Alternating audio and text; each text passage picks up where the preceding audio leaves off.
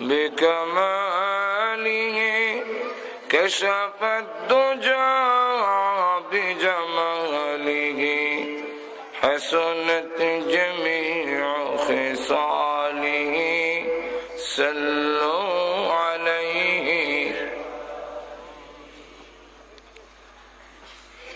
পাঞ্জিপুরী সূচনা সমাজ কল্যাণ সংস্থার উদ্যোগে আয়োজিত আজকের বাৎসরিক ইসলামী মহাসম্মেলনের অত্যন্ত শ্রদ্ধেভাজন সভাপতি মুআজ্জাজ মুকাররম উলামায়ে কেরাম, উপস্থিত সমবেত প্রাণপ্রিয় মুসলমান ভাইয়েরা, পর্দার অন্তরালে অবস্থানরত অত্যন্ত শ্রদ্ধেয় মা ও বোনেরা, আমাকে যে আলোচ্য বিষয় দেওয়া হয়েছে ওই আলোচ্য বিষয়ের উপরে আলোচনা করার জন্য পবিত্র কোরআন শরীফের সূরা আলে ইমরানের একখানা আয়াতে কারিমা আপনাদের সামনে তিলাওয়াত করেছি। আলোচ্য বিষয়টা হলো বর্তমান প্রেক্ষাপট ও আমাদের মুসলমানের করণীয়, এই ব্যাপারে আলোচনা করার জন্য। প্রথম নম্বরে হলো আজকের সারা বিশ্বে জনসংখ্যার দিক থেকে মুসলমান একবারে নগণ্য নয়, মোটামুটি ভালো অবস্থানে। 600 কোটি যদি মানুষ হয়, এর মধ্যে 150 কোটির মতো হইল মুসলমান। সংখ্যায় মোটামুটি আমরা একবারে কম না, আগের তুলনায় আমরা এখন মুসলমানের সংখ্যা অনেক। শক্তির দিক থেকেও মুসলমান শীর্ষ অবস্থানে আছে। এই বর্তমান বিশ্বে সবচেয়ে বড় যে হাতিয়ার, সবচেয়ে বড় যে শক্তি, এটা মুসলমানের হাতে আল্লাহ দিয়েছে। এটার নাম হলো তেল। তেল হলো বর্তমান যুগের সবচেয়ে বড় হাতিয়ার। কালকের থেকে যদি তেল বন্ধ করে দেওয়া হয়, সারা বিশ্ব অচল হয়ে যাবে। তেল এমন এক জিনিস, এটা ধনিয়া পাতা কাঁচামরিচ পর্যন্ত এর হাত আছে। একবার এক অর্থমন্ত্রী বললেন যে আমি তো অন্য কোনো জিনিসের দাম বাড়াইনি, তেলের দাম বাড়াইছি। উনি হয়তো ভাবছেন দেশের জনগণ একবারে বোকা। দেশের জনগণ তো একবারে অত বোকা না। তেলের দাম বাড়াইলে যে হাঁস, মুরগি, ধনিয়া পাতা, কাঁচামরিচ, পেঁয়াজ সব বেড়ে যাবে, বিদায় দেশের জনগণ বুঝবার আর বাকি নাই। কারণ পাঞ্জিপুর এখানে ধনিয়া পাতা, কাঁচামরিচ আইতে গেলে এখন গাড়ি দিয়ে আসে, হাঁস মুরগি এখন গাড়ি দিয়ে চলে। আপনারা আমার কথা বুঝেন কিনা আল্লাহ জানে, না ঘুমে গেছে? তাহলে লক্ষ্য করে দেখেন, সবটার সাথেই তেলের সম্পর্ক যখন আসেনি না নাই। সুতরাং তেলের দাম বাড়লে সবের দামই বাড়বে অটোমেটিক। এখন এই তেল আল্লাহ রাব্বুল আলামিন মুসলমানকে দিয়েছেন, কাফেরের দেশে আল্লাহ তেল দেন নাই। রাশিয়াতে কিছু তেল পাওয়া যায়, কিন্তু যেখানে তেল পাওয়া যায় এটা মুসলিম এলাকা। ইমাম বুখারীর বাড়ি যেখানে, এই মাটির নিচে তেল। কিন্তু শক্তির দিক থেকে আমরা কম না, জনসংখ্যার দিক থেকেও আমরা কম না। রাষ্ট্রের পরিসংখ্যান হিসেবে 50-এর ঊর্ধ্বে রাষ্ট্র হইল মুসলিম রাষ্ট্র। কিন্তু এরপরও আজকে সারা বিশ্বে মুসলমান লাঞ্ছিত, অপমানিত। মুসলমান বড় অসহায়। মুসলমান এমন এক দুর্বল পর্যায়ে আছে যে সকল অপবাদ আজকে মুসলমানের ঘাড়ে চাপায় দেওয়া হচ্ছে। আজকে ইহুদি খ্রিস্টানদের কথাবার্তায় বোঝা যায় যত সন্ত্রাসী এবং জঙ্গিবাদ সব মুসলমান। আর ওরা হলো একজন রহমতের ফেরেশতা। এটার মূল কারণটা হলো আমরা দুর্বল, এই কারণে অপবাদ আমাদের উপরে চাপায়া দেওয়া হয়। থানভী রহমাতুল্লাহ আলাইহি উনি এক্সাম্পল দিয়ে বিষয়টা এইভাবে বুঝাইছেন, যত দোষ নন্দ ঘোষ মা মিলে বসে এক ছোট বাচ্চা বাতাস ছেড়ে দিছে। বাতাস বলতে কোন বাতাস নাম করলাম না, আপনারা বুঝালে। বাতাস ছেড়ে দিছে একজন মুরব্বী, আর তাপ্পর মারছে ছোট বাচ্চারে। সে বলে আমাকে তাপ্পর দিলেন কেন? কথা বলিস না, মাতিস না, ভাই থাক। পাশের আরেকটা লোক উনিও বাতাস ছেড়ে দিয়ে দিয়া তাপ্পর মারছে ছোট বাচ্চারে। ওই হেরোই তাপ্পর দিছে। জিজ্ঞাসা করে আমার তাপ্পর দিলেন কেন? কান্দে আর বলে আমি কি দোষ করলাম? তখন পাশের লোকটাই কয় দোষ করছত না, কিন্তু বাতাস যে ওই সারক থাপ্পর তুই খেতে হবে। বলে কেন? তুই দুর্বল, ফালটা দেওয়ার মতো ক্ষমতা একটু জোরে কর। এই কারণে দুর্বল হওয়ার কারণে সকল অপরাধের বোঝা তোমার বহন করতে হবে। দেখেন না বাস্তবতা, এই দেশের কোন একটি কওমি বেসরকারি মাদ্রাসার বারিন্দায় নারী ধর্ষিতা হয়েছে বললা বাংলাদেশের ইতিহাস কেন 200 বছরের ইতিহাসে এর কোন প্রমাণ কেউ দেখাতে পারবে না। কোন একটি কওমি মাদ্রাসার দুই পক্ষের ছাত্রের গোলাগুলির কারণে অনির্দিষ্ট কালের জন্য বন্ধ দেওয়া হয়েছে, এমন একটা রেকর্ড পৃথিবীর কেউ দেখাতে পারবে না। কোন একটি কওমি মাদ্রাসার বারিন্দায় ছাত্ররা উস্তাদের লুঙ্গি পাঞ্জাবি টেনে খুলে নিয়ে গেছে, এর কোন প্রমাণ আছে? কিন্তু এরপরও জঙ্গিবাদের অপবাদ মাদ্রাসার ছাত্ররার উপরে। আর কলেজ ভার্সিটির ইতিহাস, জাহাঙ্গীরনগর বিশ্ববিদ্যালয়ের বারিন্দায় 100 জন নারী ধর্ষিতা হওয়ার পরে আনন্দ সেঞ্চুরি অনুষ্ঠান করছে। ময়মনসিংহের এক কলেজের বারিন্দার ছাত্ররা টিচারের শার্ট আর কুট টাইনে ছিঁড়ে লেগে গেছে। সেখানে দুই পক্ষের অস্ত্রের গুলাগুলির কারণে অনির্দিষ্টকালের জন্য কলেজ ভার্সিটি বন্ধ দেওয়া হচ্ছে। আপনারা আমার মাত বুঝেননি? সব অবাস্তব বললাম না বাস্তব? পত্রিকা উল্লেই লিখবেন 5-8 লম্বা রান্দা লইয়া ছবি এমনি বেহা হয়ে দেখায়।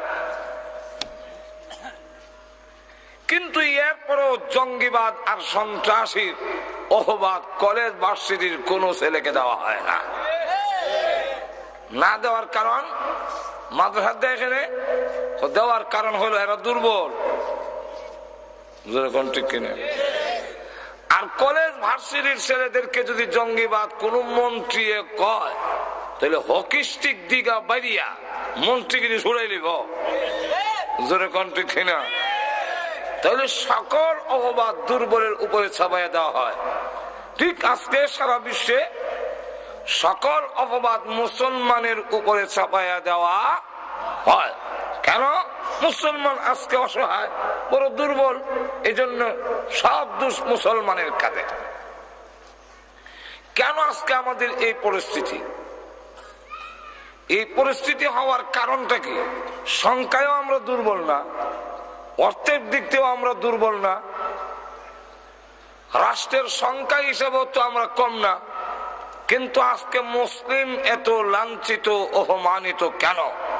অথচ আল্লাহ পাকের ঘোষণা, মহান আল্লাহ রাব্বুল আলামিন তার পবিত্র কোরআন শরীফে বলছেন যে মুসলমান যতই বিপদে পড়ুক সাহায্য করার দায়িত্ব আমি আল্লাহর। মুমিন যদি বিপদে পড়ে, ইমানদাররা বিপদে পড়ে, তাকে সাহায্য করা আল্লাহর ওয়াজিব। আল্লাহ নিজে বলছেন وكان حقا علينا نصر المؤمنين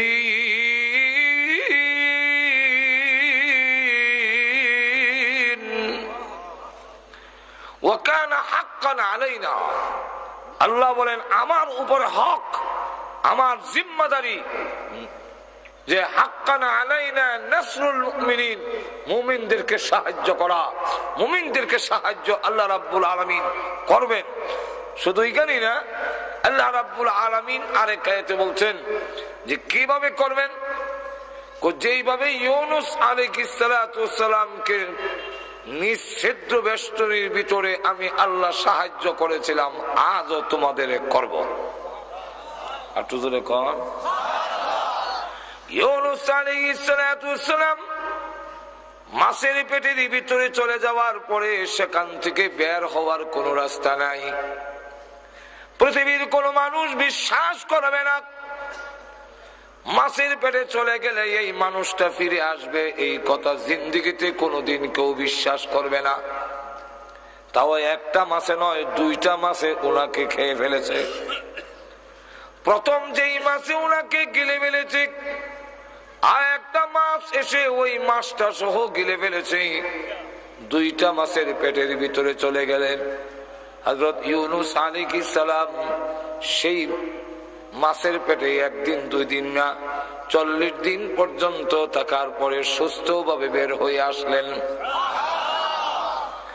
আল্লাহ রাব্বুল আলামিন কোরআনে বলেন, হে ইউনুস পয়গম্বর, ওই মাছের পেটের ভিতরে তুমি যখন আমি আল্লাহর শরণাপন্ন করি, ইউনুস আলাইহিস সালাতু ওয়াস সালামকে মাছ, বিশাল মাছ যখন ওনাকে নিয়ে একবারে সমুদ্রের নিচে চলে গেল, সেখানে যাওয়ার পরে তাফসীরের কিতাবে উল্লেখ করেছে ইউনুস আলাইহিস সালাতু ওয়াস সালামকে আল্লাহ মাছের পেটের ভিতরে এমন ভাবে রাখলেন যেইভাবে একটা মানুষ গ্লাসের ভিতরে থাকলে বাহিরের সব দেখে, ঠিক ইউনুস আলাইহিস সালাম মাছের পেট থেকে সমুদ্রের সব কিছু দেখতেছে।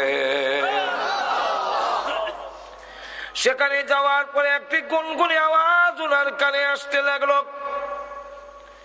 সেখানে আল্লাহ রাব্বুল আলামিন ফেরেশতা পাঠাইলেন, পয়গম্বর যেখানে যাক ফেরেশতাও সেখানে যাক। ইউসুফ আলাইহিস সালাতু ওয়াস সালাম যখন জেলখানার ভিতরে চলে গেল, জিবরাইল আলাইহিস সালাম একদিন জেলের ভিতরে গেলেন। ইউসুফ আলাইহিস সালাম ডাক দিয়ে বলেন, ও আল্লাহর পয়গম্বর, আপনি তো পবিত্র ফেরেশতা জিবরাইল, এই জেলখানার ভিতরে কেন আসলেন? এটা তো চোর ডাকাতির জায়গা, এরা তো খারাপ লোকদের বাসস্থান, অপবিত্র জায়গায় একটি জেলখানা, এর ভিতরে আপনি কেন আসলেন? জিবরাইল আলাইহিস সালাম জবাব দেয়, ও আল্লাহর পয়গম্বর, ইউসুফ আলাইহিস সালাম যেই জেলের ভিতরে ঢুকে পড়েছে, এটা আর অপবিত্র রয়েছে না, পবিত্র হয়ে গেছে। সুতরাং আল্লাহর পয়গম্বর যেখানে এসে গেছেন, সেখানে আমি জিবরাইল আসা আর কোনো বাধা হইছে না। এখন লক্ষ্য করেন, ইউনুস আলাইহিস সালাতু ওয়াস সালামের কাছে ফেরেশতা যাওয়ার পরে উনি ডাক দিয়ে বলেন, ও আল্লাহর রহমতের ফেরেশতা, এই অতল পানির নিচে আমি যখন চলে আসলাম, আসার পরে মাছের পেট থেকে একটি গুনগুনি আওয়াজ আমি শুনতে পাচ্ছি। ওই আওয়াজটা কিসের হয়? পানির নিচে এত গুনগুন গুনগুনের আওয়াজ কিসের? জিবরাইল বলেন, হে ইউনুস আলাইহিস সালাতু ওয়াস সালাম, আপনার কানে যে গুনগুনি আওয়াজ আসতেছে, এই গুনগুনি আওয়াজটা হলো গুঞ্জন যে আওয়াজ হচ্ছে, এই আওয়াজটা হলো অতল পানির নিচে যতগুলো কাঙ্কর আছে, সমস্ত কাঙ্কর গুলো মহান আল্লাহর জিকিরে লিপ্ত আছে। আল্লাহর জিকির করতেছেন, তাদের আওয়াজ আপনি শুনছেন। ইউনুস আলাইহিস সালাতু ওয়াস সালাম আল্লাহর পেটের ভিতরে তিনিও জিকির শুরু করলেন, লা ইলাহা ইল্লা আনতা সুবহানাকা ইন্নী কুনতু মিনাজ জালিমিন। আল্লাহ রাব্বুল আলামিন জবাবে বলেন, এই ইউনূস আলাইহিস সালাম ওই অতল পানির নিচে দুইটা মাছের পেটের ভিতরে চারটা অন্ধকারের মধ্যে থেকে যখন আমার শরণাপন্ন হলে আমার জিকির করতে আরম্ভ করেছো, আমি আল্লাহ রাব্বুল আলামিন তোমার জিকির শুনেছি। শুধু শুনছি তাই না, ফাস্তাজাবনা লাহু, আবার জবাব দিয়েছি। শুধু জবাব দিয়ে শেষ না, ওয়ানাজাইনাকুম মিনাল গাম্মি, এই বিপদ থেকে আমি আল্লাহ তোমাকে উদ্ধার করেছি। শুধু এখানেই না, শুধু তোমাকে উদ্ধার করে শেষ নয়, এমনি ভাবে ওয়াকাযালিকা নুজিল মুমিনিন, আল্লাহ রাব্বুল আলামিন বলে এমনি ভাবে। কেমনি ভাবে? এমনি ভাবে। এই কথা বললেই এটার মধ্যে একটা প্রশ্ন দাঁড়ায়, কেমনে? ঘুমায় আছেন নাকি আল্লাহ ছাড়া কেউ জানে? তো কিছু হা না তো বলবেন। আমরা সমাজ যদি কয় এমনি এমনি, আর কেমন ঠিক কিনা? এই কাযালিকা যেখানে আসে সেখানেই একটা প্রশ্ন দাঁড়ায়। এখানে তার ক্ষতিপূরণ দেওয়ার জন্যই আসে কাযালিকা। কাযালিকা এমনি ভাবে বলতে কেমনি ভাবে? এই প্রশ্নের জবাব যে কাযালিকা, যেমনি ভাবে ইউনূস আলাইহিস সালামকে নিষিদ্ধ বেষ্টনীর ভিতর থেকে বের হওয়ার কোন রাস্তা নাই। আমিন, তোমরা এই কথা ভেবো না যে আমাদের চতুর্দিকে তিন দিকে ভারত ঘেরাও করে আছে, সুতরাং আমরা বাঁচবো কেমনে, কিভাবে রক্ষা পাবে? আল্লাহ রাব্বুল আলামিন বলেন, নিষিদ্ধ বেষ্টনীর ভিতরেও যদি থাকো আর তোমরা সত্যিকারের মুমিন হও, আমি আল্লাহ অগ্রিম ঘোষণা দিলাম, সকল বিপদ থেকে উদ্ধার করার দায়িত্ব আমি আল্লাহ গ্রহণ করে নিলাম। শুধু তা না, আল্লাহ রাব্বুল আলামিন বলেন ঘাবড়াবার কোনো কারণ নাই। ঘাবড়াবার কোনো কারণ নাই। আরে আমার তেলাওয়াতকে তো আয়াতে বলেন, ওয়ালা তাহিনু ওয়ালা তাহজানু ওয়া আনতুমুল আ'লাউনা ইন কুনতুম মুমিনিন। যে তোমরা নিরাশ হয়েও না, নিরাশ হয়ে যেও না, আর মনে হয় উপায় নাই, শেষ হয়ে যাবে, নিরাশ হয়েও না। নিরাশ হওয়ার কোনো কারণ নাই। দাঁতের সাথে তুলনা দিয়েছেন, দাঁতের সাথে মুখের সাথে তুলনা দিয়েছেন থানবী রাহমাতুল্লাহি আলাইহি, যে নিরাশ হওয়ার কোনো কারণ নাই। মুখের ভিতরে জিহ্বা আছে, দাঁতও আছে। একটু জোরে কর। দাঁত শক্ত না নরম? আর জিহ্বা নরম না? তিন দিক থেকে জিহ্বা ঘেরাও করে রাখছে দাঁতে, যেরকম ঠিক না? তিন দিক থেকে দাঁতে ঘেরাও করে রেখে দিয়েছে। আর জিহ্বার পেছনে তো যাওয়ার জায়গাই নাই। জিহ্বা কি পেছনে যাওয়ার জায়গা আছে? গেলে ডাইনে যাইতো, আর না হয় বামে, আর না হয় সামনে। যেই কোন দিকে গেলে শত্রু ঘেরাও, বের হবি শেষ, বের হওয়ার কোন রাস্তা নাই। এই দাঁতের মাঝখানে থেকেই আল্লাহ আল্লাহ করতে হয়। ঠিক না? কিন্তু লক্ষ্য করে দেখেন, দাঁতের দৃষ্টান্ত হলো বাতিলের সাথে, আর জিহ্বার দৃষ্টান্তটা হলো হকের সাথে। আর একটু জোরে কম। বাতিলের কাজ হলো হামলা করা, আক্রমণ করা। দাঁত যেইভাবে তার কাম হইলো উপকার করলেও কামড় মারে। দাঁতের চিবায় যদি গোস্তের টুকরা আটকা যায়, খিলেল দিয়েও লাগাল না হওয়া যায়।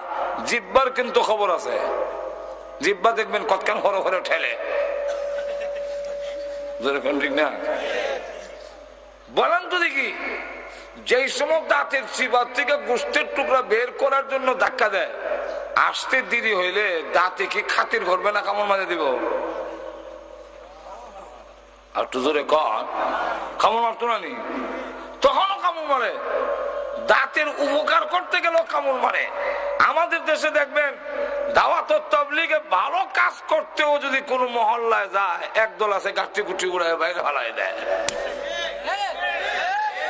আর একটু জোরে বলে, ভালো কাজ করতে আইলো ফালাই দেয় ওখানে। বাতিলের কাজ হইলো হামলা করা, উপকার করলেও কামড় মারে। আর জিহ্বার কাজ হইল তুমি যতই কামড় দাও আমি পাল্টা কামড় দেব না, আমি তোমার উপকার করতে চাই। আর একটু জোরে বলেন। ঠিক আলে হকের কাজ হইল বাতিল যতই হামলা করুক, যতই জঙ্গিবাদ বলুক, যতই ওয়াহাবি বলে গালি দিতে চায়, যত কিছুই করুক না কেন, কিন্তু হকপন্থীদের কাজ হইল আমাকে গালি দিতে পারো, আমাকে হামলা করতে পারো, আমাকে আঘাত করতে পারো, আমি কিন্তু তোমার কল্যাণে কাজ করেই যাব, থামবো না। আবু জাহিলের কাম হইল হামলা করা, রসুলের কাজ হইল এর বড় গিয়া দাওয়াত দেওয়া। আর লক্ষ্য করে দেখেন এই পরিস্থিতিতে জিহ্বা যতই দুর্বল, যতই অসহায়, আর দাঁত যত শক্ত হোক, তিন দিক থেকে গেলাও জিহ্বার আর উপায় নাই। কিন্তু লক্ষ্য করে দেখুন মৃত্যুর আগে দাঁত ভেঙ্গে খান কান হইয়া পড়ে যায়। আপনার মানজিপুরির কেউ দাঁত পড়ে না মনে হয় না, বসে, কিন্তু মরার আগ পর্যন্ত কারো জিহ্বা জয়রা পড়ে না। একটু জোরে বলে। দাঁত শক্ত হইলে কি হবে? তিন দিক থেকে ঘেরাও করে থাকলে কি হবে? ভেঙ্গে খান খান হয়। আর জিহ্বা যতই দুর্বল এবং অসহায় হোক, মৃত্যুর আগ পর্যন্ত জিহ্বা তার মুখের মধ্যে থাকে, মৃত্যুর সময় জিহ্বা নিয়ে কবরে যায়। জোরে বলেন ঠিক না? ঠিক তেমনি ভাবে বাতিল যত বড় শক্তিশালী হোক, ব্যঙ্গে খান খান হবে। হক যতই দুর্বল হোক, কিয়ামত পর্যন্ত এই জমিনে ইসলাম, মুমিন এবং হকপন্থীরা জিন্দা থাকবে, নিশ্চিন্ন হবে না। আল্লাহ রাব্বুল আলামিনের এত কিছু ঘোষণার পরেও আমাদের অবস্থা আজকে এরকম কেন? জোরে কোন ঠিক কিনা? আরো জোরে বলেন। কেন হওয়ার কারণ, নিজের সন্তান যখন উচ্ছৃঙ্খল হয়ে যায়, দেখবেন এটা কন্ট্রোল করা যায় না। আমরা ছোট সময় দেখছি বাবা আরো কিছু লোকরে ডাকাই না, এটার একটু সাইজ করে দাও। আমার কথা বুঝেন না? নিজেরই সন্তান, এটা উচ্ছৃঙ্খল হয়ে গেছে, কন্ট্রোল করা যায় না, তখন আদি ভরার লোকরে ডাকাই না, এটার কিছু ফিটটা সাইজ করে দাও। যেটা কন্ট্রোল না কেন? এই সাইজ করার উদ্দেশ্য হইল তোমাকে সঠিক পথে নিয়ে আসা।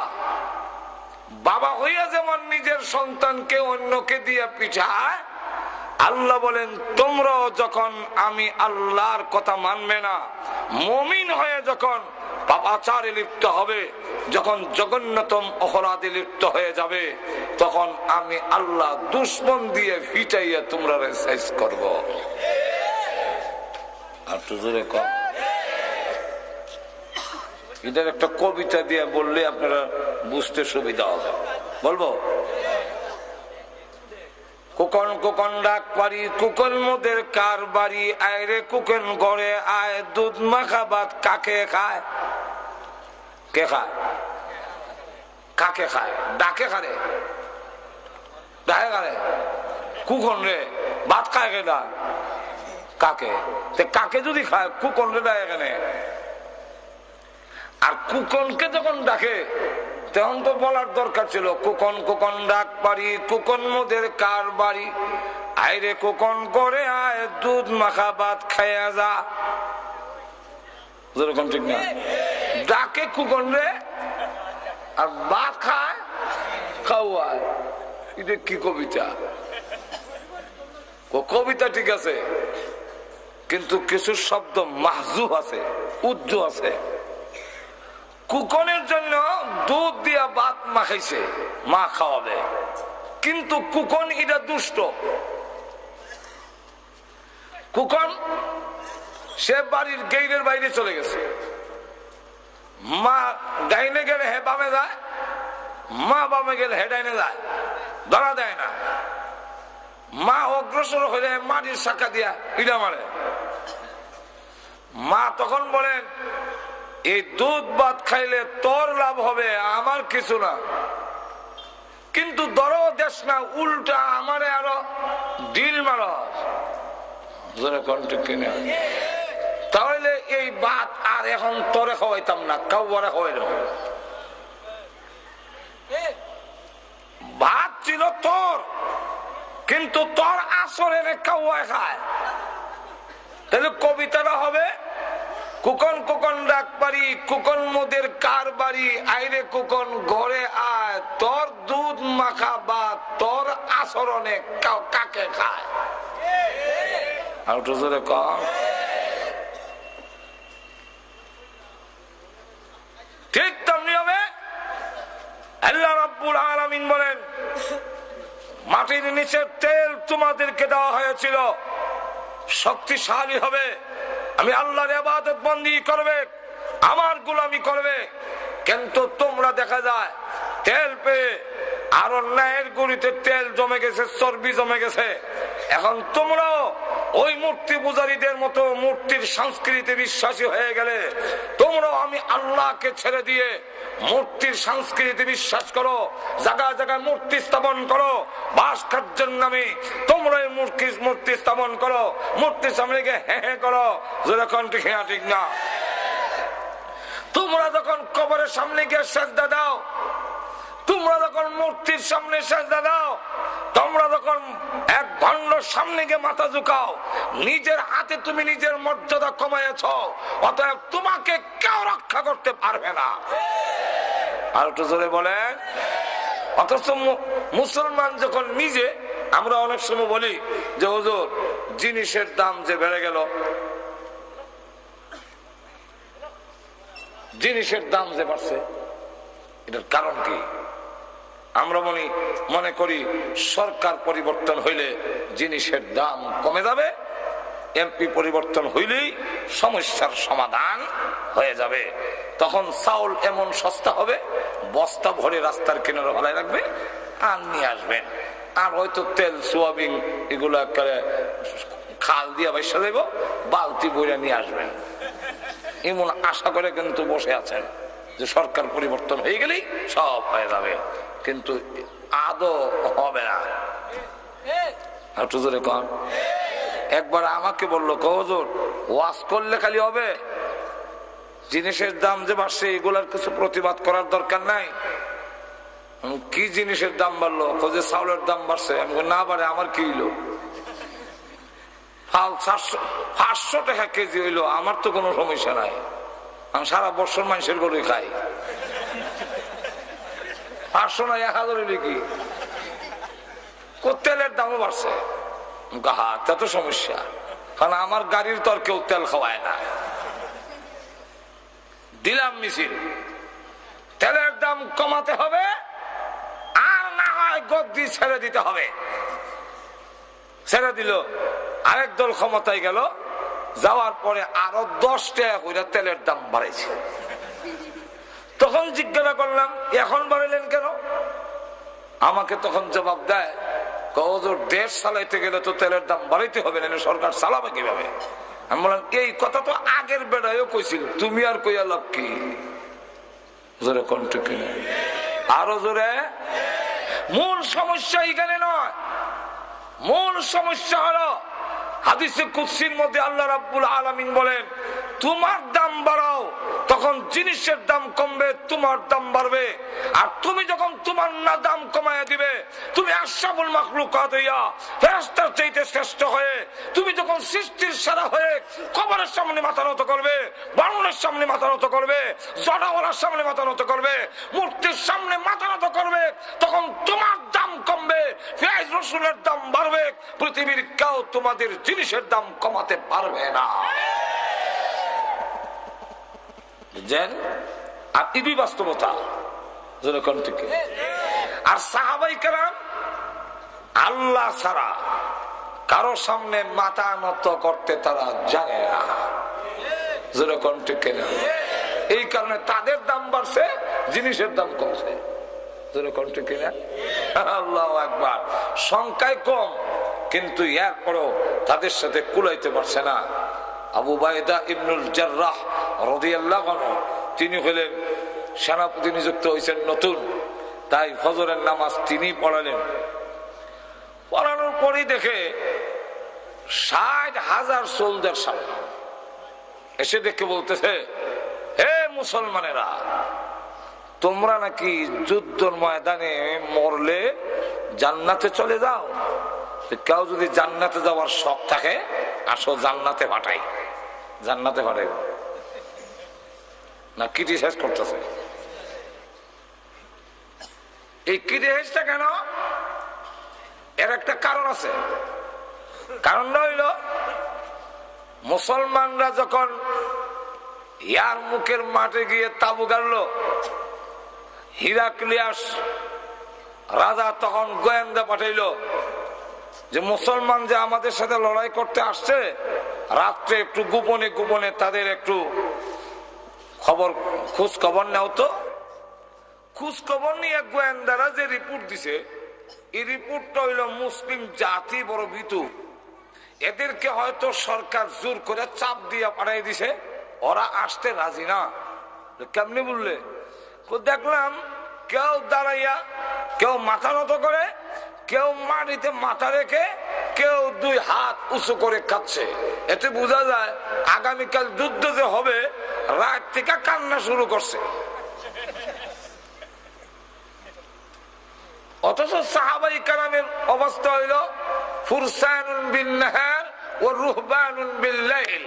দিনের বেলা তারা ঘোড়সওয়ার, আর রাতের বেলা একজন দুনিয়া থেকে দরবেশ আল্লাহওয়ালা। জোরে কোন ঠিক না? আর দিনের বেলা যখন ঘোড়ার উপরে উঠে, তার চাইতে নির্ভীক এই জমিনে আর কেউ হতে পারে না। আর একটু জোরে কর না। এখন লক্ষ্য করে দেখেন, রিপোর্টটা যে গোয়েন্দারা দিছে, এটা কি ঠিক দিছে না ও ঠিক দিছে? এত এগুলো বুঝছে না যে সেজদা দিয়া সাহাবীরা যে কাঁদতেছে আল্লাহর দরবারে, এটা তো বুঝছে না। মনে করছে এইভাবে হাত তুললে কান্দে, মাথা নোয়া কান্দে, সেজদা দিয়া কান্দে। বাদশাহ তখন ভাবলো, 60,000 সোলজার একটা হুমকি দিয়ে আসো। রাত থেকে যখন কান্দা শুরু হয়েছে, এই জাতিকে একটা হুমকি দিলে এক দৌড় দিবে, আর মদিনার আগে আর খারইত না। আবু উবাইদা ইবনুল জাররাহ রাদিয়াল্লাহু আনহু বলেন, কেন আবার আরেকটা ওয়াজ বাজে করেন। লক্ষ্য করে দেখেন, অসুবিধা হইতেছে না আপনাদের? আবু উবাইদা ইবনুল জাররাহ বলেন, উপহাসের জবাব উপহাস দিতে হয়, ঠাট্টার জবাব ঠাট্টার ভাবে দিতে হয়, ক্রিটিসাইজের জবাব ক্রিটিসাইজের মাধ্যমে দিতে হয়। আর একটু জোরে কর না। এই 60,000 সোলজার রে এমন একজন আছে কি মানুষের কেমনে কইতা যেভাবে বইছে।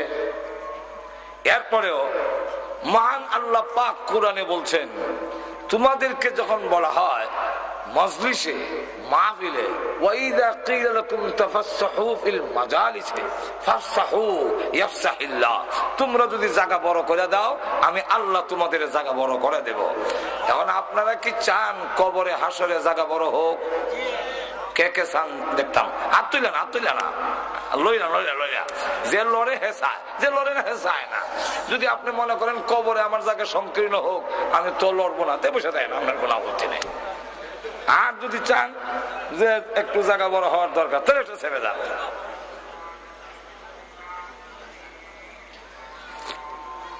ভাইরা আমার, মনোযোগ দিয়ে শুনেন। এটা কার? একটা ওয়াজ হইতেছে অটোমেটিক। লক্ষ্য করে দেখেন না, এটা না,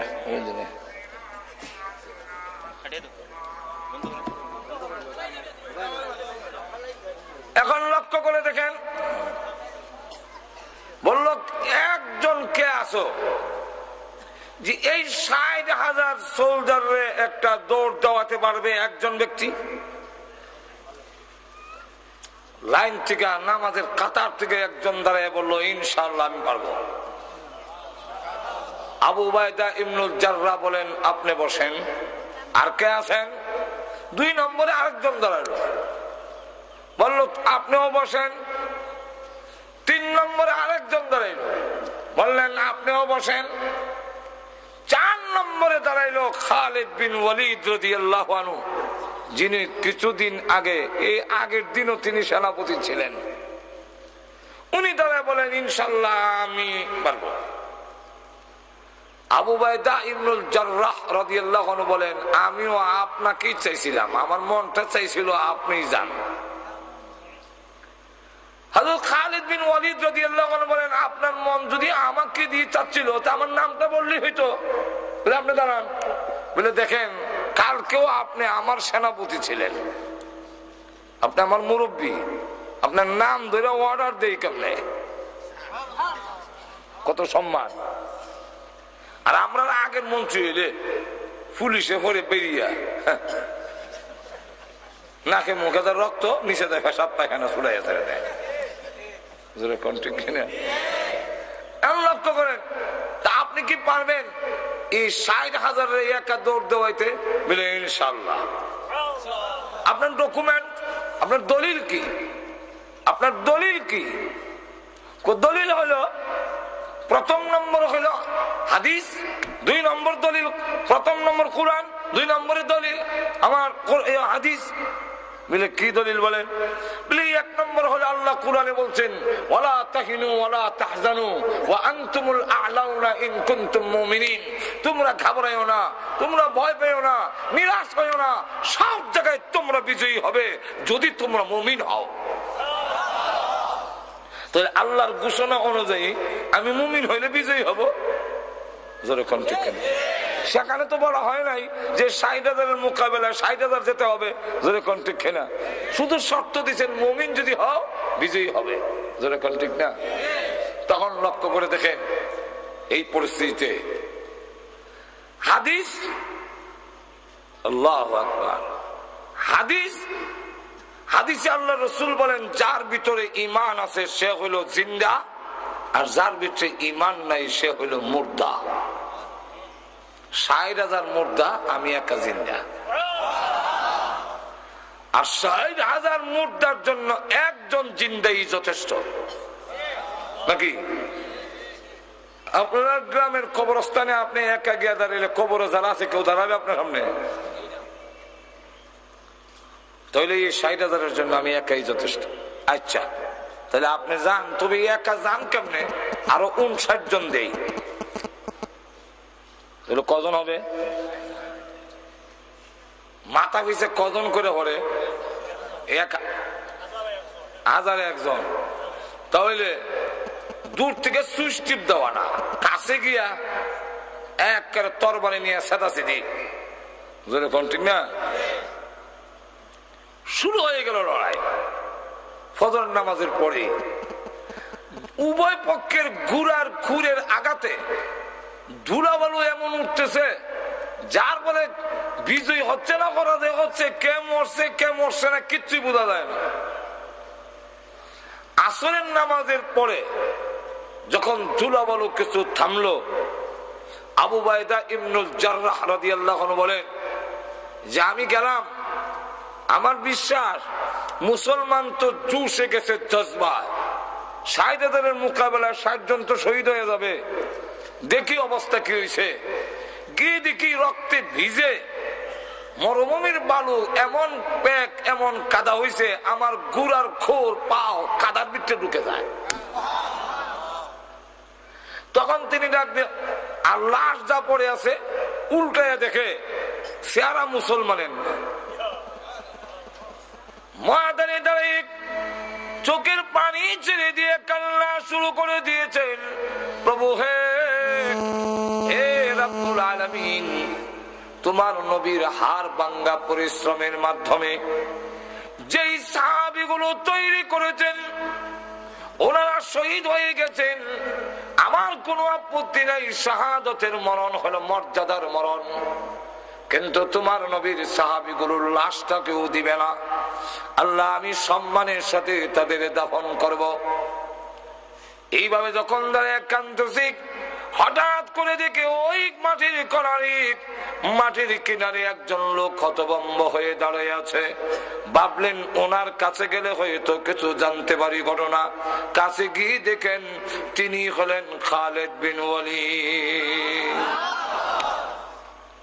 জড়ায় ধরেছেন, এ খালেদ এখনো বেঁচে আছেন? আলহামদুলিল্লাহ। আচ্ছা, কথা বলবো পরে, শুনবো পরে। সূর্য লাল হয়ে গেছে, মনে হয় এই ভয়াবহ যুদ্ধের পরিস্থিতিতে নামাজ আদায় করতে পারেননি, নামাজটা আগে আদায় করেন, তারপরে আপনার সাথে কথা বলবো। কারণ আমরা মুসলমান, ধান কাটা লাগলে নামাজ নাই।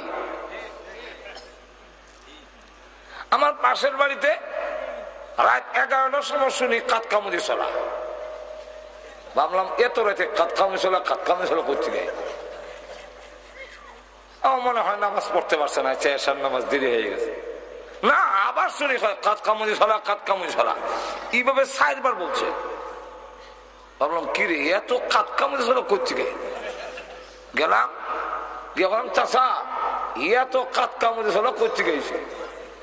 বাতিজা শুনেছ, ওই দান কারা লাগছে। ফজর নামাজ পড়ে যে বের ইসলাম, ব্যস্ততায় জোহরও হরলাম না, আসরও না, মাগরিবও না, এসাও টাইম মতে না। এই রাত 11টার সময় সব কাতকামুদি ছোলা নিয়ে এখানে জমাই দিয়েছে। তুই এই জাতির পতন হবে নাকি উন্নতি হবে নাকি? যুদ্ধের ময়দানে সাহাবাই কেরাম তো মনে হয় নামাজ আদায় করতে পারেন না, এটা যুক্তিসঙ্গত কারণ, নামাজ পড়তে পারবে না, যুদ্ধের মধ্যে ব্যস্ততা। ও খালেদ, আসরের নামাজটা আদায় করে নেন, তারপরে কথা বলবো। উনি মুস্কি হাসি দিয়ে বলেন, আপনি মনে করেছেন আমরা নামাজ এখনো আদায় করি নাই? আপনার পিছনে যে ফজর নামাজ পড়ছিলাম সেই ওযু এখনো আছে। আমরা যুদ্ধের ময়দানে আযান দিয়ে সালাতুল কওমের সুরতে জামাতের সাথে ইয়ারমুকের ময়দানে আমরা নামাজ আদায় করেছি। যেই জাতি যুদ্ধের ময়দানে জামাতের সাথে আযান দিয়া নামাজ আদায় করে, এই জাতির পতন কেউ করতে পারবে না। আচ্ছা, তাহলে এবার বর্ণনা করেন কি হালাত। আমাদের 60 জনের মধ্যে এক বর্ণনায় 52 জন জিন্দা আছি, আর 8 জন শহীদ হয়ে গেছে। আর আরেক বর্ণনায় 8 জন বন্দী হয়েছে, আর 52 জন আমরা এখনো মুক্ত আছি। এদের 60,000-এর মধ্যে বেশিরভাগ কাটা পড়ে গেছে আর জান বাঁচাইয়া ধরছে। তখন কইল আলহামদুলিল্লাহ, আল্লাহ সাহায্য করছে। এদিকে তারা মাইল খাইয়া হিরাক্লিয়াসের কাছে গিয়ে বলে যে আর যদি কোনদিন বলেন মুসলমানের সামনে যাওয়ার জন্য, খালিদ বিন ওয়ালিদের সামনে যাওয়ার জন্য চাকরি ছাড়তে রাজি, ইস্তেফা দিতে রাজি, এরা সামনে যেতে রাজি। বাদশাহ বলে, একা খালিদকে তোমরা এত ভয় করে কেন? আর গোয়েন্দা কইল কি আর হইল কি? গোয়েন্দা তো কইল রাত থেকে কান্না শুরু করছে। এখন তো দেখা যায় ক্ষুধার্ত বাঘ ছাগলের বকরির ভালো যেভাবে হরে, এইভাবে বিষয়টা কিটা। একা খালিদ বিন ওয়ালিদকে এত ভয় করে কেন? তারা জবাব দেয়, ই নরম গদ্দিত বইয়া হইয়া মাঠো যান। তাহলে বুঝবেন খালেদ কারে কয়, মুসলমান কারে কয়, কত প্রকার ও কি কি। কি হয়েছে?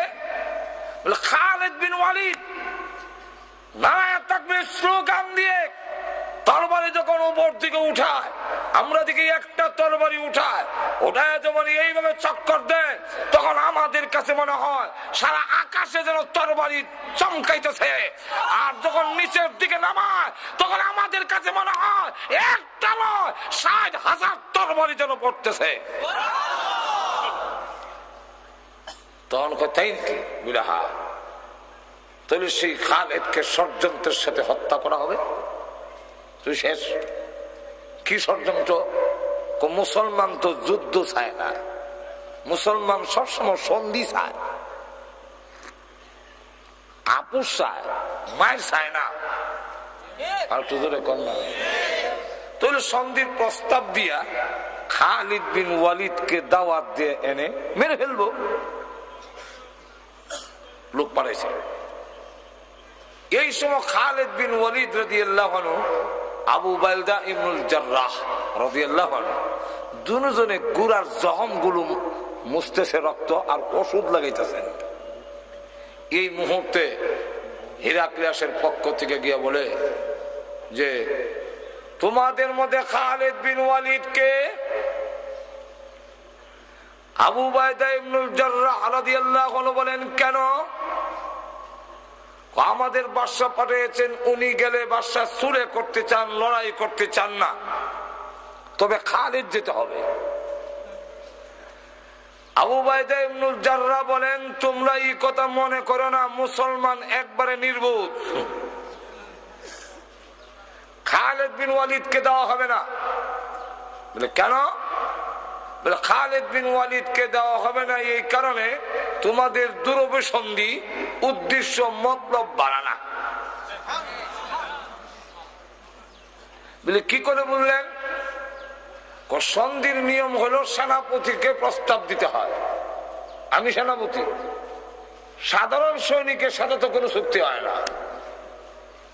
আমার নাম না হইয়া খালিদের নাম কোখানে, তাহলে বোঝা যায় তারে নিয়ে তোমার উদ্দেশ্য ভালো না, সুতরাং দেওয়া হবে না। খালিদ বিন ওয়ালিদ রাদিয়াল্লাহু আনহু লাফ দিয়া ঘোড়ার উপরে উঠে গেছেন। উঠতে বলেন হে সেনাপতি, সন্ধি করা আমার নবীর সুন্নাত, আমি গেলে যদি তারা মানে তাহলে নবীর সুন্নাত পালন করার জন্য আমি আপনি সেনাপতির হুকুম অমান্য করতে বাধ্য। আমার নবীর সুন্নাতটা আমি জিন্দা করি, আমি গেলে যদি মানে অসুবিধাকে আমি যাই। ঘোড়ার উপরে যখন উঠে গেছে আবু উবাইদা ইবনুল জাররাহ বলেন ঠিক আছে আপনি যান, তবে আপনার সাথে আরো 99 জন নিয়ে যান। 99 জন নিয়ে গেল। সেখানে যাওয়ার পরে গিয়া দেখে 3 লক্ষ সোলজার সৈন্য দিয়ে লাইন ধরে দাঁড় করে গেট তৈরি করেছে, তরবারির গেট। এদিকে সৈন্য তরবারি, এরা ওইদিকে দিয়া এমন ভাবে নিচু করে গেট তৈরি করেছে যে হিরাক্লিয়াসের দরবারে ঢুকতে গেলে মাথা নত করে ঢুকতে হয়। আর অর্ডার হইল যখন ভিতরে ঢুকে পড়বে তার মাথা থাকবে নিচে আর তরবারি থাকবে কুশের ভিতরে, তখন তার বের করতে পারবে না, তখন তাকে মেরে ফেলা হবে। খালিদ বিন ওয়ালিদ রাদিয়াল্লাহু আনহু গেটের সামনে গিয়ে বলে তরবারির গেট সরাও। কনা এটা সামরিক সম্মান, গার্ড অফ অনার দেওয়া হচ্ছে আপনাকে, ঢুকেন। উনি বলেন এই জাতের গার্ড অফ অনারের দরকার নেই। কেন? বলে তোমাদের গেট দিয়ে ঢুকতে গেলে মাথা নত করতে হয়, আমরা এই মাথা জীবনে বহু মূর্তির সামনে নত করেছি। ঈমান আনার পরে আল্লাহ ছাড়া পৃথিবীর কোন শক্তির সামনে সম্মান দেখাবার জন্য মুসলমান মাথা নত করে না। সুতরাং তোমাদের গেট সরাও, আমি ঢুকবো না। কোনা ঢুকতেই হবে। সরাবি না লাথি দিতাম,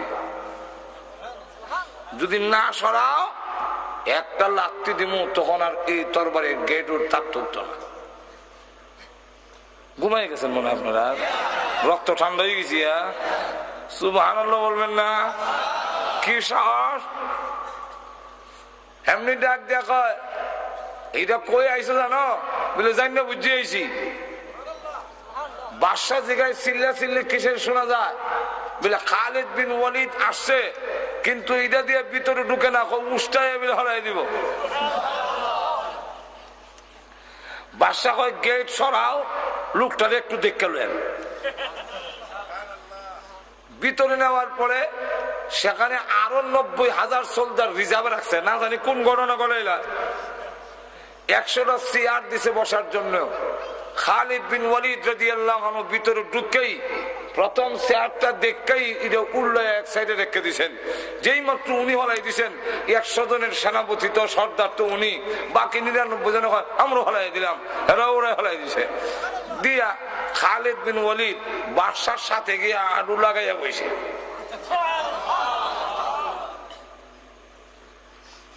আর বাকিরা গোল বেট দিয়ে বসে, যেমন বোঝা যায় আরবি নুন বানাইছে, নুন। আর নক্তা হইল খালেদ, নুনের নক্তা।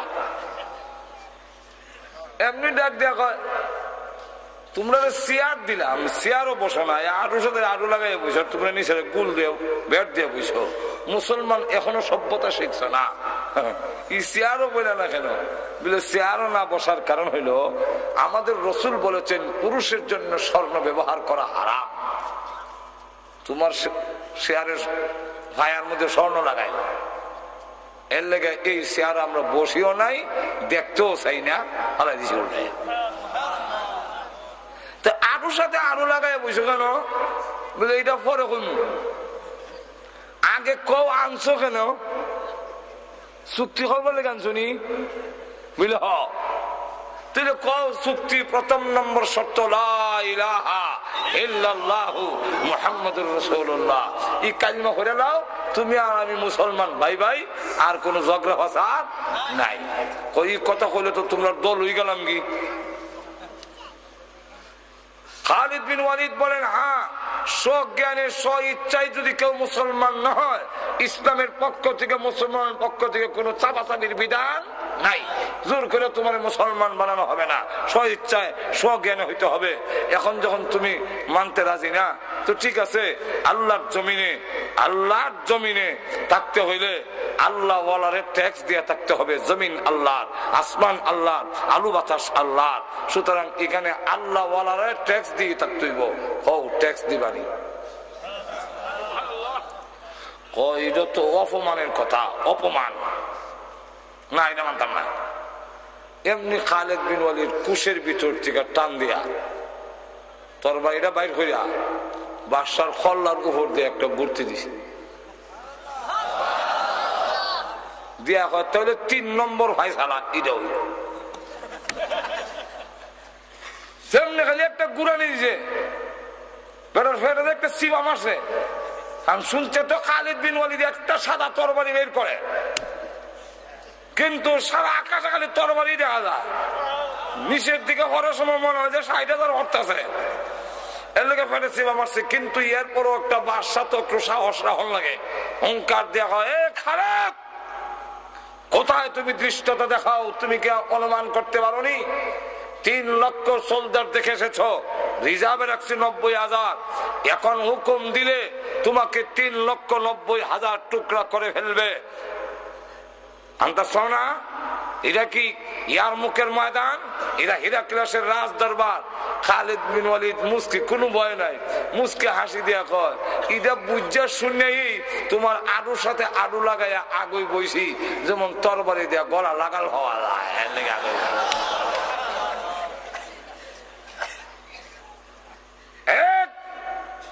বাদশা শোনো, তোমার জবান থেকে যদি অর্ডার বের হয়ে যায় খালিদকে হত্যা করার জন্য, আমার যদি হায়াত না থাকে হয়তো 3,90,000 টুকরা হতেও পারি, কিন্তু শুনে রাখো অর্ডারটা বের হওয়ার সাথে সাথে খালিদের তরবারি যখন গর্জে উঠবে তখন তোমার দেহের থেকে মাথাকে বিচ্ছিন্ন করে দেওয়া হবে। আর আমি তোর লাশ দেখে শহীদ হমু, খালিদের লাশ তোর কপালে নাই দেখাস। এমনি হয় তোমরা যেমনি হয় এমনি আছে।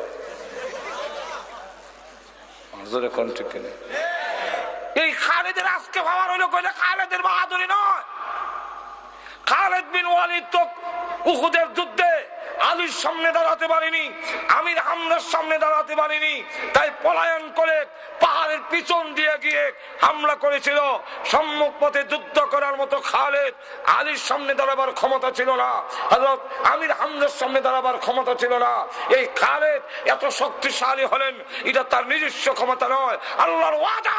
তোমরা যদি সত্যিকার মুসলমান হও, আমি আল্লাহ ওয়াদা দিলাম সব জায়গায় বিজয়ী হবে, পরাজয় কোনোদিন হবে। তেল বুঝে খায়। ঘুমাই গেছে মুসলমান, মুসলমান ডাক পারি, মুসলমান মোদের কার বাড়ি, আয় রে মুসলমান ঘরে আয়, ইরাকের তেল বুঝে খায়। বুঝে যদি ইরাকের তেল খায়, আপনি মুসলমানকে ডাকেন কেন? এই কবিতারও এমনি হবে, মুসলমান মুসলমান ডাক পারি, মুসলমান মোদের কার বাড়ি, আইরে মুসলমান ইসলামের গড়ে আয়, তোদের আচরণে ইরাকের তেল বুঝে খায়।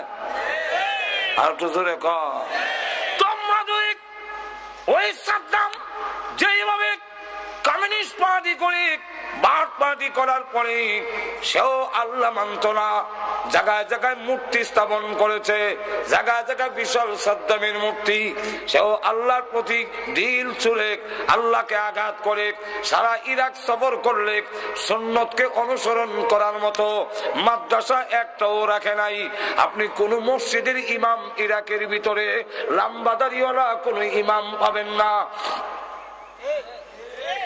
যাও কিছু মাদ্রাসার নামে আছে, এগুলার মধ্যে শিক্ষকেরও দাঁড়িয়ে নাই, ছাত্রেরও দাঁড়িয়ে নাই, ডান হাতে সিগারেট, বাম হাতে কিতাব। এই জাতের আনালে এই অঞ্চলের ভিতরে আমার কোনো দাওয়াত নাই। শোনো, ও এটা পরে, এর আগে তো আর নাই। 19 তারিখ একটা প্রোগ্রাম আছে, তাও এই প্রোগ্রামটা হারি খান দিয়ে হুজুর লন্ডন বইয়া এরপরে জাগাত বইয়া লন্ডন যে সময় গেছিলাম ওই সময় বইয়া ঠিক করা হয়েছে, কথা বুঝছেন? সুতরাং আজকের মাহফিলটাও হযরত মাওলানা রফিক আহমদ সাহেব, আপনাদের এলাকার বন্ধুপ্রতি হযরত মাওলানা রফিক আহমদ, আপনারা প্রায় চিনেন, উনি ওই আমেরিকার আশরাফা বড় মসজিদের 6 তলা মসজিদের ইমাম। সুতরাং ওইখানে বইয়া, আর আমি আমেরিকা গেলে ওনারই কেন পুরা মাস তখন লাগে, খাওয়ান লাগে, তো দাওয়াত না রাখলে কেমন নিমো কারামি হয়, ঠিক না? তো সেখানে বসে প্রোগ্রামটা লেখানো হয়েছে, তাও জোহরের পরে। এর অর্থ হইল রাত খালি নাই, ঠিক না? সুতরাং এতে আপনারা কি খুশি না বেজা? আর একটু ধরে বলেন, অসুবিধা ছেড়ে দেয়, আর একটু ধরে বলেন। তিনি লক্ষ্য করে দেখেন সাহাবায়ে কেরামের ভিতরে দুনিয়ার মহব্বতের চাইতে আখিরাতের মহব্বত বেশি, সন্তানের মহব্বতের চাইতে আল্লাহ রসুলের মহব্বত বেশি। যেরকম ঠিক কিনা? এক মহিলা 6 বছরের বাচ্চা নিয়ে ঘুমায় আছে, ঘুম থেকে শুনে রাস্তা দিয়ে যায়, হযরত বিলাল রাদিয়াল্লাহু আনহু ডেকে ডেকে বলে, হাইয়া আলাল জিহাদ, হাইয়া আলাল জিহাদ, জিহাদের দিকে চলো, জিহাদের দিকে চলো। বিশ্বনবী মসজিদে নববীর সামনে অপেক্ষায় আছেন। আল্লাহ নবীর কোন আশেক যদি তে করে ঘরে বসে দেখো না, তাড়াতাড়ি মসজিদে নববীর সামনে হাজির হয়ে যাও। এই কথা শুনে মহিলার ঘুম ভেঙে গেছে, ঘুম থেকে উঠে চোখের পানি ছেড়ে দিয়ে কান্নার। বিলাল রাদিয়াল্লাহু আনহু প্রতিদিন আযান দেয়, হাইয়া আলাস সালাহ, হাইয়া আলাল ফালাহ। আজকে বলতেছে হাইয়া আলাল জিহাদ, এবং বলেছেন আল্লাহ নবীর আশিক থাকলে ঘরে থেকো না, ওই মসজিদে নববীর সামনে হাজির হয়ে যাও। আরে আমি তো মহিলা মানুষ, যেতে পারবো না, আর আমার কোনো সন্তান নেই, আমার স্বামী বদরের যুদ্ধে শহীদ হয়ে গেছে, বদরের যুদ্ধে শাহাদাত বরণ করেছে, আমি এরপরে বিধবা স্ত্রী, আমার আর কোনো সন্তান নাই, একটা মাত্র সন্তান 6 বছরের। এই বাচ্চাকে যুদ্ধের ময়দানে দেওয়া যাবে? প্রভু, আমি আমি যে শহীদের মা অথবা মুজাহিদের মা কোনটাই হতে পারলাম না। আমি যে আল্লাহ এবং নবীর মহব্বতের নাজরানা পেশ করতে পারি নাই, এই জন্য বসে বসে কান্দে। মার নাড়া চড়াবে, সন্তানের ঘুম ভেঙে গেছে। সন্তান জাগ্রত হইয়া মার চোখের পানি দেখে 6 বছরের বাচ্চা দেখে বলে, মা গো, ও মা, আপনি কেন কাঁদলেন? মা ডাক দিলে, ছেলে রে, এই মাত্র বিলাল ঘোষণা দিয়ে গেছে, হাইয়া আলাল জিহাদ। আল্লাহ এবং নবীর মহব্বতের যদি কেউ থাকো, গড়ে থেকো না, মসজিদে নববীর সামনে হাজির হয়ে যাও। সন্তান রে, তোর আব্বা বদরের যুদ্ধে শহীদ হয়ে গেছে, আমি বিধবা স্ত্রী, তুই ছাড়া আমার আর কোন সন্তান নেই। আমি আল্লাহ এবং তার নবীর মহব্বতের কোন নাজরানা পেশ করতে পারলাম না। মুজাহিদের মাও না, শহীদের মা তো নাই, হতে পারলাম না। এই জন্য রে কান্দি। আমি যে নবীর আশেক, আমি যে আল্লাহর আশেক, তার তো কোনো প্রমাণ দিতে পারিনি। 6 বছরের বাচ্চা নাক ধরে, মা আর কি করব, চলেন আমাকে নিয়ে, ওয়াদা দিলাম আপনাকে শহীদের মা অথবা মুজাহিদের মা না বানাইয়া, আল্লাহর কসম গো মা, আর আমি বাড়িতে কোনোদিন ফিরে আসব না। 6 বছরের বাচ্চাকে মা জিজ্ঞাসা করেন, যাবি তুই? যাব। চল। মসজিদে নববীর সামনে লাইন ধরেছে যুদ্ধে যাওয়ার জন্য। মহিলা গিয়া লাইনে দাঁড়ায় গেছে 6 বছরের বাচ্চার আঙ্গুল ধরে। সাহাবী যখন যাচাই বাছাই করার জন্য আসছেন, জিজ্ঞাসা করেন, মহিলা গো, এই 6 বছরের বাচ্চা নিয়ে আপনি দাঁড়াইছেন কেন? মহিলা তো নেওয়া হবে না, 6 বছরের বাচ্চাও নেওয়া হবে না, কেন দাঁড়াইলেন? মহিলা ডাক দিয়ে বলে, নবীজির কাছে বলো আমার আর কোন সন্তান নাই, এর চাইতে বড় কোন সন্তান নাই, আমাকে তো নেওয়া হবে না, মহিলাকে যুদ্ধের পারমিশন দেওয়া হবে না। এই বাচ্চা নিয়ে আসলাম, নবীজি যেন আমার বাচ্চাকে গ্রহণ করে কোনো একটা কাজে লাগাইয়া দেয়। নবীজির কাছে আমার কথাটা পৌঁছান। আল্লাহ নবীর কাছে যখন বললেন, নবীজি, একজন মহিলা 6 বছরের বাচ্চা নিয়ে দাঁড়িয়ে গেছে। আল্লাহ নবী মহিলাকে ডাকলেন, ও মা, এই বাচ্চা নিয়ে কেন লাইনে দাঁড়িয়েছেন? মহিলা ডাক দেন, ইয়া রাসূলুল্লাহ, এর চাইতে বড় বাচ্চা যে আমার নাই, নিয়ে যান আপনার খেদমতে লাগাইয়া দিয়েন। আল্লাহ নবী বলেন, মা গো, 6 বছরের বাচ্চা কি কাজে লাগবে? 6 বছরের বাচ্চা কি কাজে লাগাবো? মহিলা তখন ডেকে বলে, আগো নবীজি, যুদ্ধের ময়দানে কাফেররা যখন তীর মারবে, ডাল দিয়া তো প্রতিহত করতে হয়, ডালের অভাব পড়তে পারে।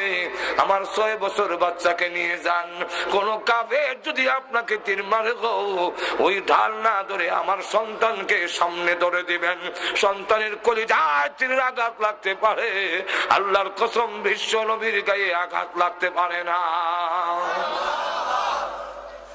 নবীজি জানতে না, নিয়ে যাও এই বাচ্চাকে, অদূর ভবিষ্যতে কোনো কাজে লাগবে, হয়তো আরো যদি কোনো যুদ্ধ হয়ে গো, তোমার এই সন্তান ভবিষ্যতে কাজে লাগবে। মহিলা তখন ব্যর্থ হইয়া ছেলের দিকে লক্ষ্য করে বলে, ছেলে রে, চল যাই, রসুল যদি না নেন, পারলাম না রে, মুজাহিদের মাও হলাম না, শহীদের মাও হতে পারলাম না, চল বাড়িতে যাই। বাচ্চা ডাক দিয়ে বলে, মা, আমি না ওয়াদা দিয়েছি আপনাকে শহীদের মা অথবা মুজাহিদের মা বানাইয়া বাড়িতে যাব না। আমি বিশ্ব নবীকে প্রশ্ন করতে চাই। আর এত বড় দুঃসাহস, তুই বিশ্ব নবীকে কি প্রশ্ন করবি? বলে, হ্যাঁ, আমি নবীকে প্রশ্ন করব। নবীজির সামনে দাঁড়িয়ে বলেন, ইয়া রাসূলুল্লাহ, ইয়া হাবিবাল্লাহ, আমার মা শহীদের স্ত্রী, আমি শহীদের সন্তান। আমার মাকে আমি ওয়াদা দিয়ে নিয়েছি, যুদ্ধের ময়দানে আমার মাকে শহীদের মা অথবা মুজাহিদের মা না বানাইয়া বাড়িতে নিব না। আপনি আমাকে পারমিশন দিয়ে দেন। রাসূল পারমিশন দেয় না। না 6 বছরের বাচ্চা কোনো কাজে লাগবে না। এমনি ছেলে যুক্তি দেয় কেন লাগবে না? আমি আমার বাড়ি গেছি, আমার মা যখন চুলাতে পাক শাক করে তখন মোটা মোটা লাকড়িগুলো পড়ে দেয়, হালকা পাতলা লাকড়িগুলো চুলার ভিতরে আগে দিতে হয়, নাইলে আগুন ধরতে দেরি হয়, আগুন ধরে না। হালকা পাতলা লাকড়িগুলো যদি আগে প্রয়োজন হয় গো চুলার ভিতরে আগুন ধরাবার জন্যে, যুদ্ধের ময়দানে আগুন ধরাবার জন্যে আমির হামজাকে পরে দিন, আলীকে পরে দিন। আমার মতো 6 বছরের বাচ্চাকে পারমিশন দেন, আগে ভাগে শাহাদাত বরণ করে আল্লাহর কসম যুদ্ধের ময়দানের আগুনটা আমি ধরাইয়া দেই।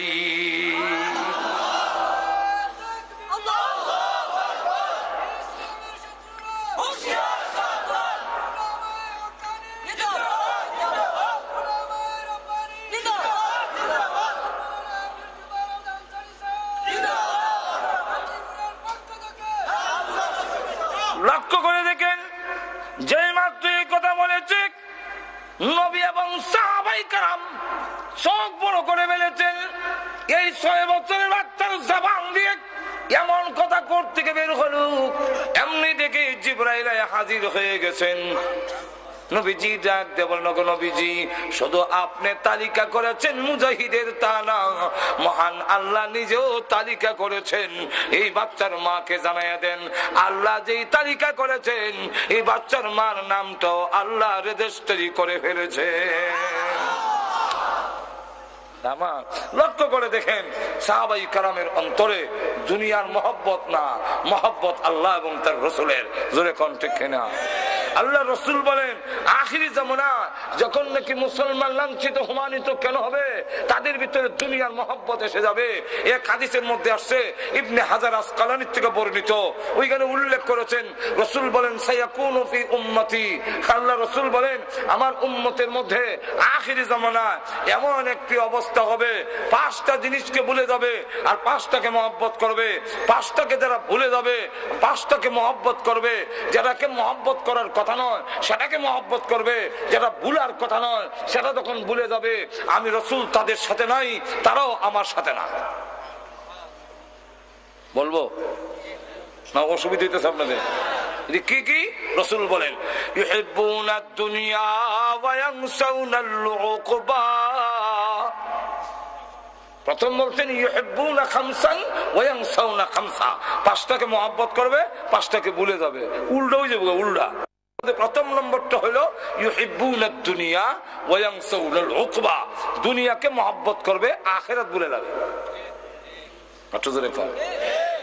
আমরা আজকে আখিরাত ভুলে গেছি, দুনিয়ার খুব মহব্বত। দুনিয়ার মহব্বত যখন এসে যাবে এই জাতি লাঞ্ছিত হবে, অপমানিত হবে। বিস্তারিত আলোচনা করার টাইম নাই। ইউহিব্বুনাদ দুনিয়া ওয়া ইয়ানসাউনাল উকবা, 1। 2 নম্বর হলো ইউহিব্বুনাদ দিয়ার ওয়া ইয়ানসাউনাল কুবুর, দুনিয়ার গড়ে পছন্দ করবে, কার গড়টা কত সুন্দর হয়। আজকে আমরা দেশে গড় নিয়ে প্রতিযোগিতা, ওই লন্ডন হিসেবে একটা গড় বানাইছে, এই লন্ডনে আরেক গড় বানাইতো এর থেকে সুন্দর। এবারে ফ্রান্স থাকে আমারটা আরো সুন্দর, এবারে ইটালিতে আরো সুন্দর, আপনারটার থেকে আমি মৌলভী সাহেবের গড়। বাথরুমের মধ্যে গিয়া 5 লাখ টাকা খরচ করে নিয়েছে, বাথরুমের মধ্যে 5 লাখ টাকা, 5 লাখ টাকা বাথরুমের মধ্যে 5 লাখ টাকা খরচ করে নিছে। আর উনি আমরা গর্বের সাথে দেখায়, আমাদের দেখায়নি এক বাথরুম। হুজুর দেখেন বাথরুম বানাইছি, কিরম বাথরুম যে সুইচটা টিপ দিবেন, ফিট তো লাগাল হওয়া যায় না, যে সুইচ টিপ দিলে একটা ব্রাশ বাড়িব, আপনার ফিটটারে এমনি মরাই দেওয়া যাইব। আমি বললাম ইয়া আল্লাহ, কোন দিন জানে ওই ব্রাশ বাড়ি যাই গে যে পায়খানা করে সুইচ টিপ দিব, হে হাত লাগাইতো না, ই দেয় হেরে মরাইয়া সাফ করে দেওয়া যাইব। এমনি আর কোনো হুজুর বাড়ি গেছে কি, বাড়ি গেছে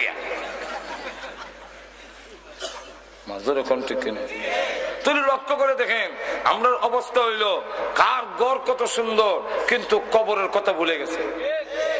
আপনাদের কন্যা গড় যেমন সুন্দর হয়েছে, সাহাবায়ে কেরামের দুনিয়ার গড়ের কথা আল্লাহ, হযরত ওমর রাদিয়াল্লাহু আনহুর দুনিয়ার ভাঙ্গা গড় ভাঙ্গা, খাট ভাঙ্গা, খেতাবালিশ ফাড়াছি গা, কিন্তু আল্লাহর রাসূল বলেন আমার ওমর শোনো অবস্থা কি, হ্যাঁ ওমর মেরাজের রাত্রিতে জান্নাতের ভিতরে যখন গেলাম, গিয়ে দেখি এত সুন্দর বালাখানা।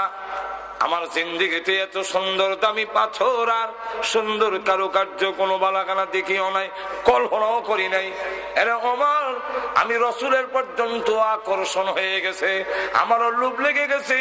তাই আমি এক কদম দুই কদম যাই আর ঘরটারে দেখি, এত সুন্দর ঘর। ফেরেশতারা তখন ডাক দিয়ে বলে, ওগো আল্লাহর নবী, এই ঘর আল্লাহ কার জন্য বানাইছেন জানেননি? রসুল বলেন, কার জন্য? ওই এক আরবির জন্য। রসুল বলেন, আনা আরবি, আমি তো আরবি। তাহলে বলো কার জন্য? আমার জন্য নি। বলে না, কার জন্য? কয় কুরাইশের জন্য। রসুল বলেন, আনা কুরাইশি, আমার জন্য নি, আমি কুরাইশি। না, তাহলে কার জন্য? ফেরেশতারা বলেন, এক যুবকের জন্য। তখন রসুল বলেন, আনা শাবাব, আমিও তো যুবক, আমিও তো বড় হই নাই, তাহলে কি আমার জন্য? না, আমি আপনার জন্য না। নবীদের ডাকতে বলেন, আরবি, কুরাইশি, স্বাভাবিক, এইভাবে কেন বলো? নামটা কেন বলো না? তোমাদের কি নাম জানা নাই কার জন্য বানাইছেন? ফেরেশতারা বলেন, নাম জানা থাকবে না কেন? মহান আল্লাহ রাব্বুল আলামিন জান্নাতের ভিতরে এলান করে দিয়েছে, জান্নাতের খাদিম খুদ্দামরা রে, ও হুরুল মাল্লা, তোমরা জেনে রাখো, এই সুন্দর বালাখানা স্পেশাল ভাবে আমি আল্লাহ তৈরি করেছি ওমর ইবনুল খাত্তাবের জন্য।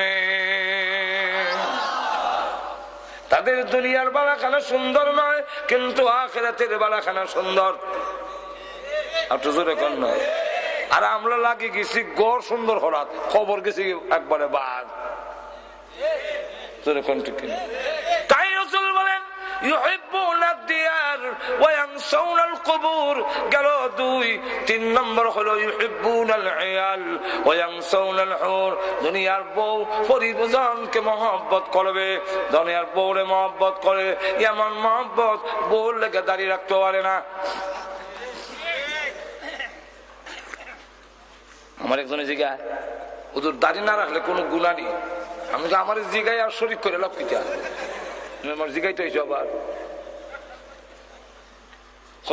আপনার ওয়াজ শুনলে তো মাঝে মাঝে মনটা চাই দাঁড়িয়ে রেখে নিতাম, কিন্তু আমার ওয়াইফের লেগে হারি না। আমি বললাম, এটা তোমার ওয়াইফ না, এটা ফাইভ হয়ে গেছি। ফাইভ কেমনে বুঝলে? করাত ফাইভে পছন্দ করে, ফাইভে তো করাত দিয়ে আনন্দ লাগে। আর তোমার বউ দাড়ি তো কত তুলার লাগান নরম, পছন্দ হয় না। আর কামাই দিলে তো এটা খুরের লাগান, করাতের লাগান দাঁত, এইটা পছন্দ করে, এটা করে না কেন? তাহলে তোমার ওয়াইফ এটা ওয়াইফ না, এটা ভাইফ। জোরে কম ঠিক কেন? আর বউ নারাজ হলে কি হয়েছে? মা বাপ ছাড়তে রাজি, বউ ছাড়তে রাজি না, এমন সোনার টুকরা হয়েছে। একবারে মৌলিবাজার আমার দাঁড়ো বইয়া গান গা কোথাও নাকি তা গান, বাপ মরলে বাপ পাওয়া যায়, মা মরলে মা পাওয়া যায়, বউ মরলে রে বউ পাওয়া যায় না। আমি লিখতে কইছি, এমনি আপনারও শোনাবার লেগে তো কইছি,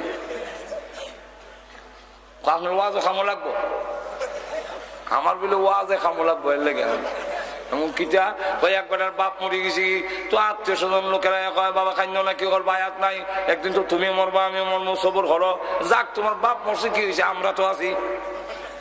কিছুদিন পরে মা মরে গেছি, আবার কান্দে তো মহিলা আত্মীয় স্বজনরা কয় খাইন না, কি করবা হায়াত নাই, তোমার মা মরছে আমরা তো একদিন মরবো, তো যাক রে বাবা তোমার মা মরলে কি হয়েছে, আমরা তো আছি। কিছুদিন পরে বউ মরে গেছি, এখন আর কেউ কয় না তোমার বউ মরছে লেগেছে, আমরা তো আছি। আস্তাগফিরুল্লাহ আস্তাগফিরুল্লাহ। ওই যে কইছে এর লেগে হে বুঝি লাইছে, বাপ মরলে বাপ পাওয়া যায়, মা মরলে মা পাওয়া যায়, বউ মরলে বউ পাওয়া যায় না। আমরা দেশের যুবকরা হালত দেখলে তো বোঝা যায় আসলে এটা যেরকম ঠিক কিনা।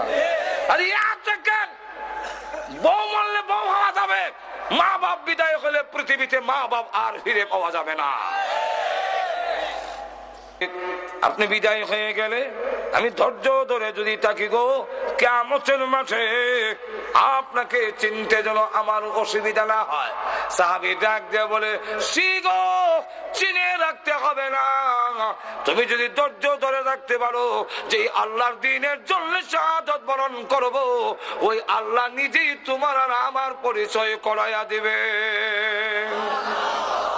আর গড়ও গেছে না, এখান থেকে যুদ্ধের ময়দানে গিয়া শহীদ হয়ে গেছে।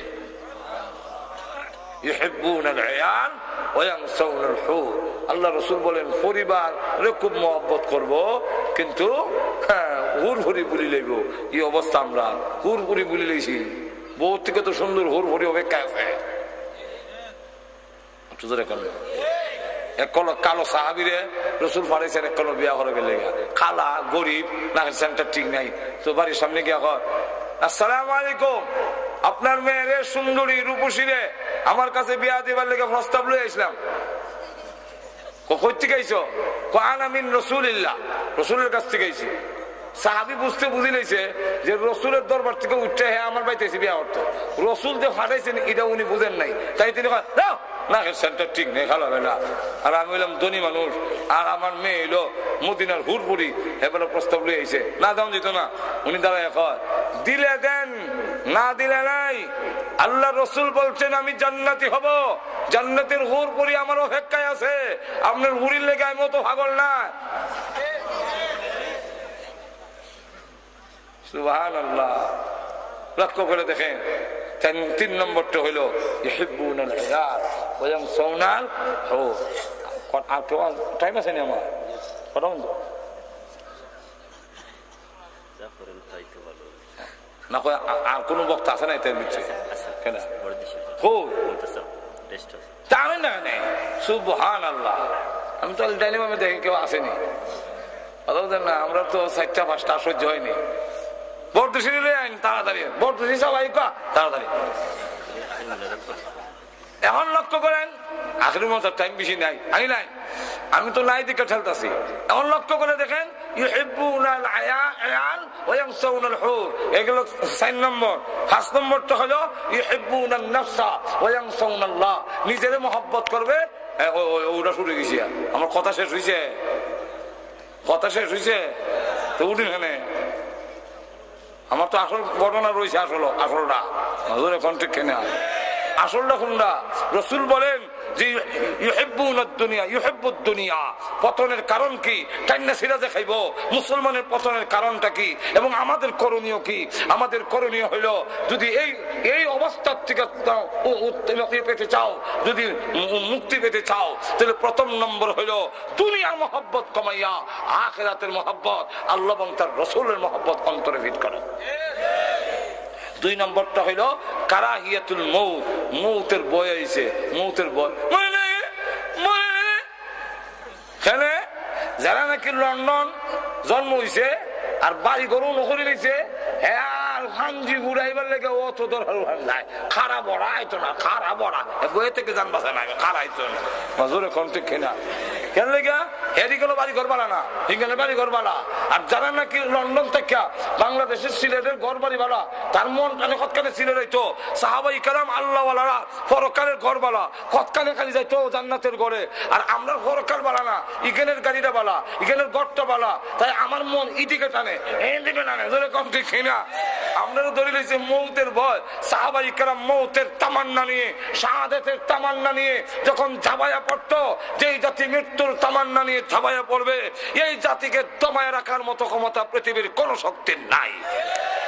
আর যে মৃত্যুর জন্য প্রস্তুত থাকবে, তার দুনিয়ার প্রতি লোভ থাকবে না, গাড়ির প্রতি লোভ থাকবে না, জোরে কোন ঠিক না। 4 নম্বরটা 3 নম্বরটা হইল মাহমুদ শেখুল হিন্দ মাহমুদুল হাসান দেওবন্দি রহমতুল্লাহ আলাইহি, উনি মাল্টার জেল থেকে বের হয়ে বলেছিলেন মুসলমানের পতনের যে কারণ, মুসলমানের পতনের যে কারণ 2টা সবক শিখাইছি। এর একটা সবক হইল মুসলমানের পতনের কারণ হইল মুসলমান আস্থার নিজস্ব শিক্ষা কোরআন থেকে সরে গেছে, বিজাতীয় শিক্ষার গুরুত্ব বেশি, তার কোরআনের শিক্ষার গুরুত্ব নাই।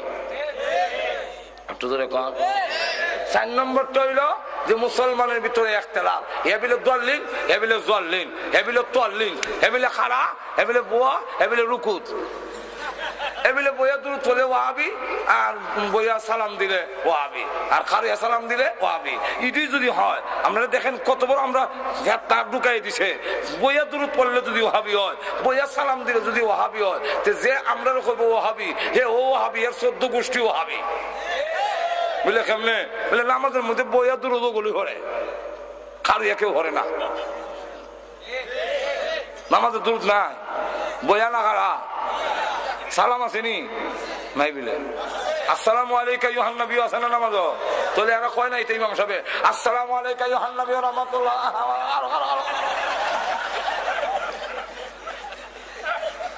তো বইয়া সালাম দিলে আর বইয়া দূরত পড়লে যদি ওয়াহাবি হয়, তো হে ওয়াহাবি আর 14 গোষ্ঠী ওয়াহাবি।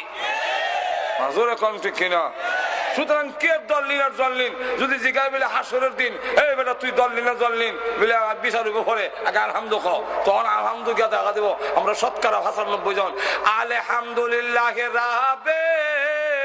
ফেরেশতারা কইব আরে এটারও তো দলিল না জল্লিন, এটা নির্ণয় ফরমে আগে আলহামদুলিল্লাহ শুরু হোক। আলহামদুলিল্লাহ জোরে কোন ঠিক না? ঠিক না? যেখানে আমরা আলহামদু ঠিক নাই, এখানে ওই মাক দুধ গেলে গেছে মাইল। জোরে কোন ঠিক না? ঠিক না? যেখানে আমরা নামাজের খবর নাই, এখানে মিলাদের ক্যাম লইয়া মারি লেগে থাকা। জোরে কোন ঠিক না?